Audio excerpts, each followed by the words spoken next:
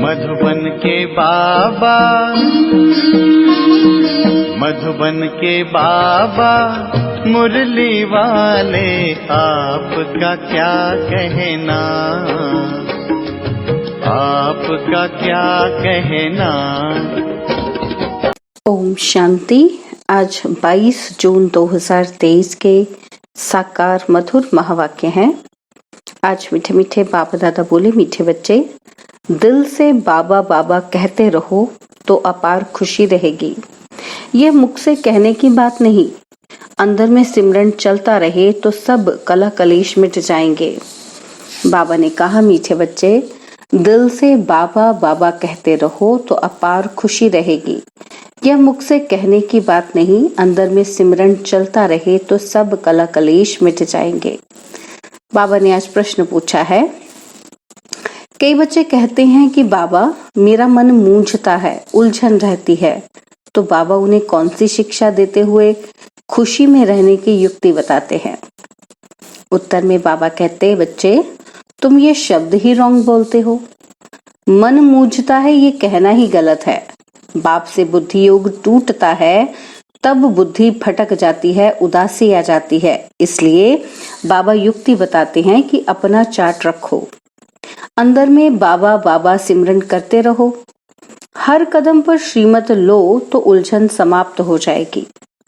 मुरली का गीत है, बनवारी रे जीने का सहारा तेरा नाम रे, मुझे दुनिया वालों से क्या काम रे। ओम शांति। निराकार भगवान उवाच, निराकार बच्चों प्रति। निराकार भगवान उवाच किस द्वारा? इस लोन लिए हुए तन द्वारा। समझाया गया है कि निराकार परमपिता परमात्मा का कोई शारीरिक नाम नहीं है। बाकी जो भी मनुष्य मात्र हैं उनका शारीरिक नाम पड़ता है, उस नाम से बुलाया जाता है। और यहाँ फिर निराकार बाप निराकार बच्चों को कहते हैं कि इस शरीर को भूल जाओ, तुम आत्माओं को ये शरीर छोड़ मेरे पास आना है। अभी तुमको इस मृत्युलोक में जन्म नहीं लेना है।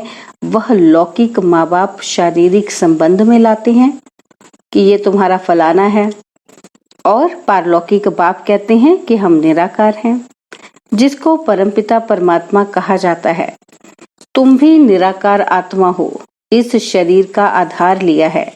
तुम्हारा अपना शरीर है, हमारा यह शरीर उधार लिया हुआ है। अभी तुम मुझ बाप को याद करो, मैं तुम आत्माओं का निराकार बाप हूँ। बाबा बाबा अक्षर बोलो। कभी कभी कोई बच्चे कहते हैं कि हमारा मन मूंझता है, मन को खुशी नहीं है। अरे मन अक्षर क्यों कहते हो? बोलो बाबा हमको क्यों भूल जाता है? बाबा जो हमको स्वर्ग के लिए लायक बनाते हैं, उनको हम क्यों भूलते हैं? शरीर का भान छोड़ देही अभिमानी बनो। बाबा कहते हैं अब तुमको वापस आना है, मुझे याद करो। निराकार बाबा निराकार आत्माओं को कहते हैं बाबा बाबा करते रहो। यह बाप है और माता फिर है गुप्त। फादर के साथ माता तो जरूर चाहिए ना। दुनिया में कोई को पता ही नहीं कि बाप इनके द्वारा मुख वंशावली बनाते हैं, तब उनको फादर कहते हैं। फिर मदर कहाँ? जगदम्बा को तो नहीं कहेंगे। जगत अम्बा तो निमित्त है संभालने के लिए, क्योंकि यह मेल होने के कारण संभाल ना सके, इसलिए जगदम्बा है। उनकी भी माँ यह है, ब्रह्मा बड़ी माँ है। यह सब है ब्रह्मा कुमार कुमारियां। वह कहते हैं माता पिता। तो यह बाप बैठ समझाते हैं कि यह कोई साधु संत का काम नहीं। बाप स्वर्ग की स्थापना करते हैं, माया रावण नरक बनाने लग पड़ती है। बाप सुख देते हैं, माया दुख देती है। ये है ही सुख दुख का खेल, और है भारत के लिए। भारत हीरे जैसा था, अब कौड़ी जैसा बन पड़ा है। भारत में पवित्र ग्रस्त धर्म था, जिनों के चित्र हैं। लक्ष्मी नारायण का राज्य था, परंतु वह कब स्थापन हुआ ये कोई जानते नहीं। कल्प की आयु लाखों वर्ष कह देते हैं। तुम बच्चों को समझाया जाता है कि 5000 वर्ष पहले इन लक्ष्मी नारायण का राज्य था, और फिर Lakshmi Narayan the first second third चलते हैं।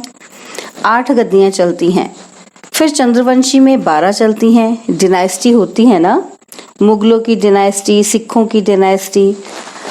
तो बच्चों को समझाया जाता है कि 5000 वर्ष पहले भारत में एक ही लक्ष्मी नारायण का राज्य था। वर्ल्ड ऑलमाइटी अथॉरिटी गवर्नमेंट थी, वह बाप ही बनाते हैं। भारतवासी मांगते भी ये हैं। अभी तो राजाई है ही नहीं, ना किंग क्वीन है, ये है ही प्रजा का प्रजा पर राज्य, क्षण भंगुर का। इनमें कोई सुख नहीं, जितना समय पास होता जाता दुख जास्ती होता जाएगा।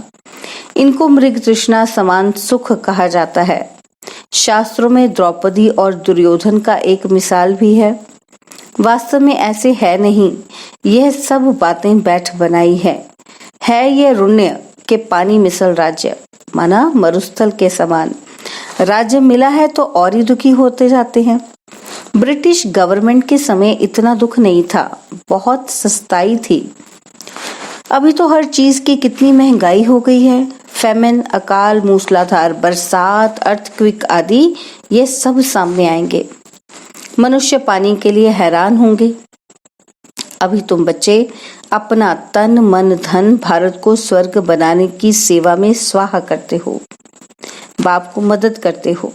बाप फिर world almighty authority, one government, one राज्य स्थापन करते हैं। हाहाकार के बाद फिर जय जयकार होना है। जो विनाश का साक्षात्कार किया है वह प्रैक्टिकल इन आंखों से देखना है। तो बाप बैठ समझाते हैं। क्या समझाते हैं?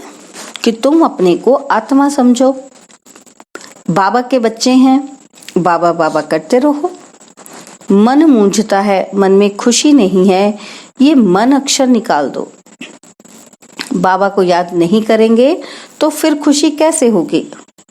अपने आप को न जानने के कारण ही दुखी होते हैं। तुम मन अक्षर क्यों कहते हो? अरे तुमको बाप याद नहीं पड़ता? बाप को भूल जाते हो क्या? लौकिक बाप के लिए कभी कहते हो क्या कि हमको याद नहीं पड़ता है? छोटे बच्चों को भी सिखाया जाता है, ये माँ बाप हैं, ये बेहद का बाप कहते हैं मुझे याद करो तो मैं तुमको स्वर्ग में ले जाऊंगा। सिर्फ बाबा का बनना है। बाप कहते हैं मेरी मत पर चलते रहो। बाप को तो पोता मेल भी बताना पड़े ना। बाप को अपने बच्चों का पता रहता है ना कि ये कितनी कमाई करता है, तो बाप को जब बताएंगे तब तो पता पड़े। बाप तो झट बताते हैं कि तुमको बैकुंठ का मालिक बनाता हूँ। बाबा कहते हैं मैं तो दाता हूँ, तुमको देने के लिए आया हूँ। तुम भी अपना सब कुछ सफल करने वाले हो, इसलिए भविष्य के लिए अब बनाना है।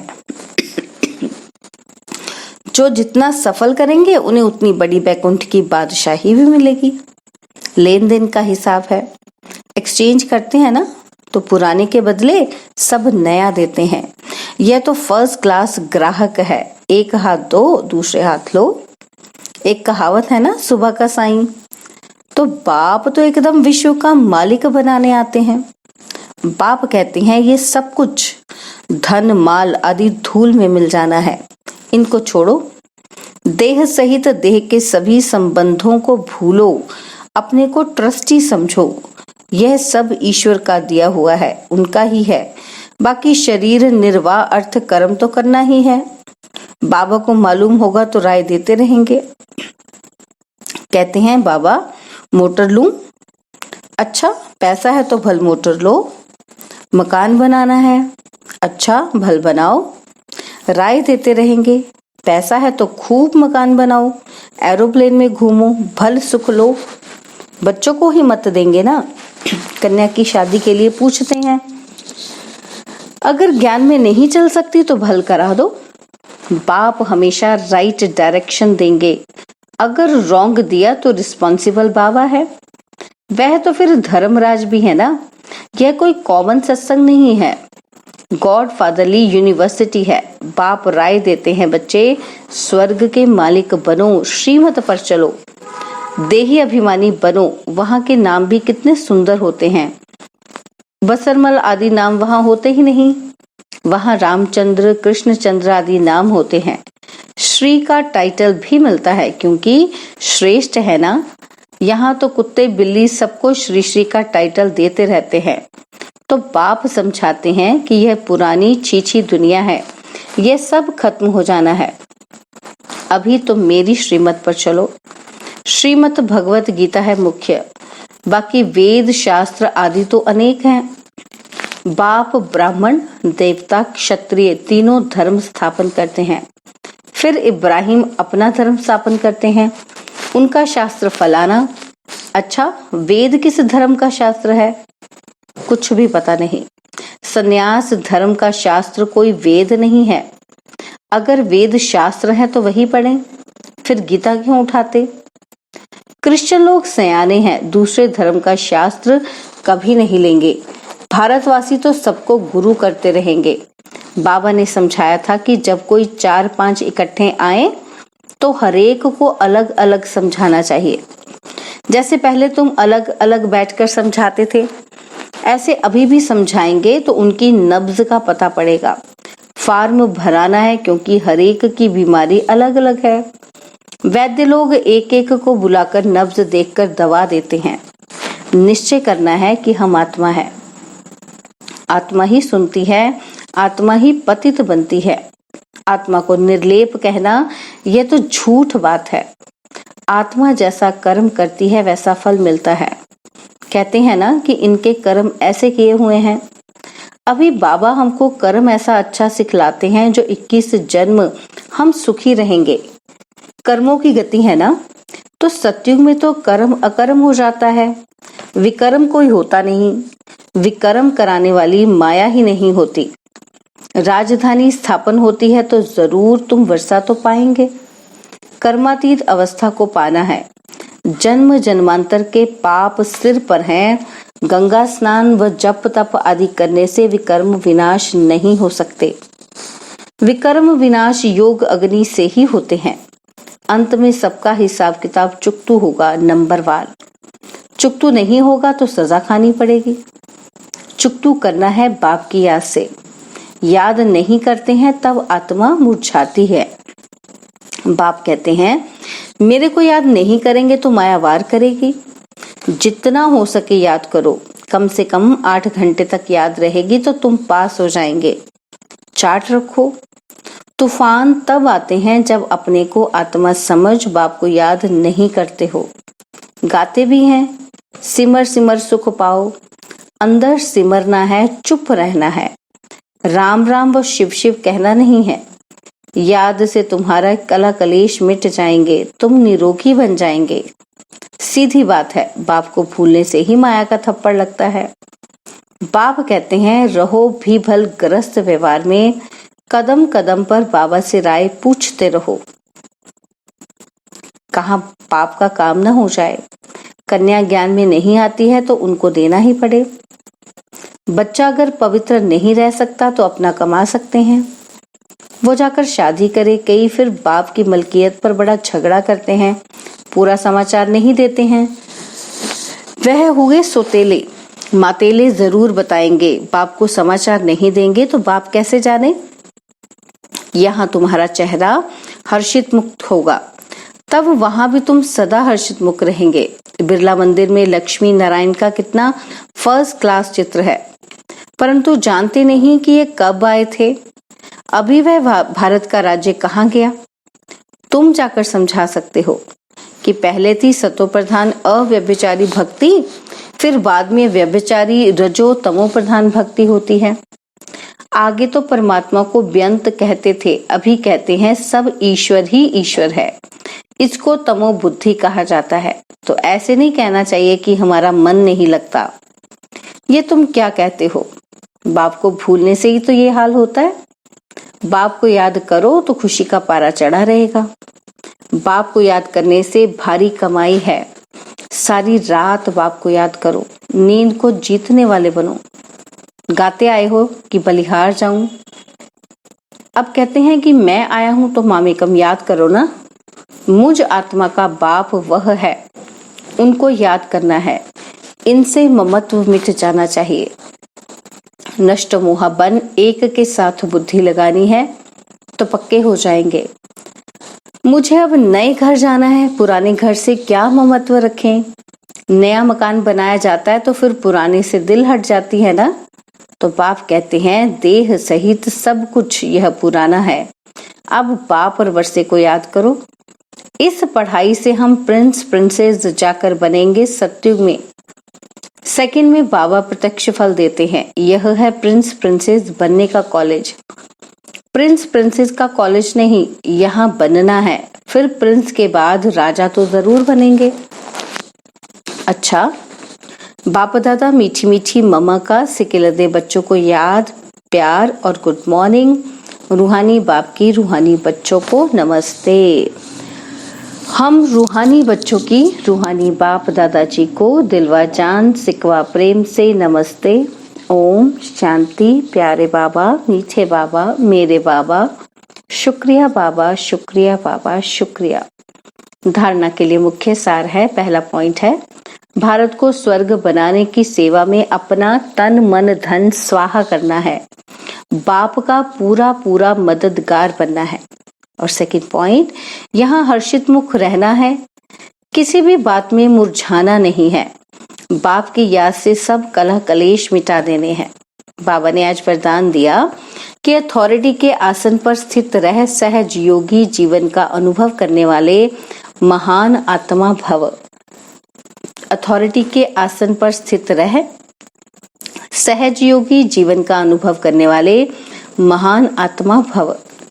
जैसे स्पीकर की सीट सहज ही ले लेते हो, ऐसे अभी सर्व अनुभवों के अथॉरिटी का आसन लो।